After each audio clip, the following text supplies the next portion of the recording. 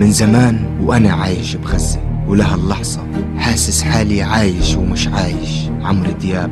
الكهرباء بتقطع 12 ساعة، صرت أنام وأصحى والكهرباء لسه ما أجت، والمي بتيجي لما بتقطع الكهرباء. اشتقت آخد شاور. كل هاد ما بيخلي فاندام أحسن مني، بس للأسف ما في بنزين بالبلد.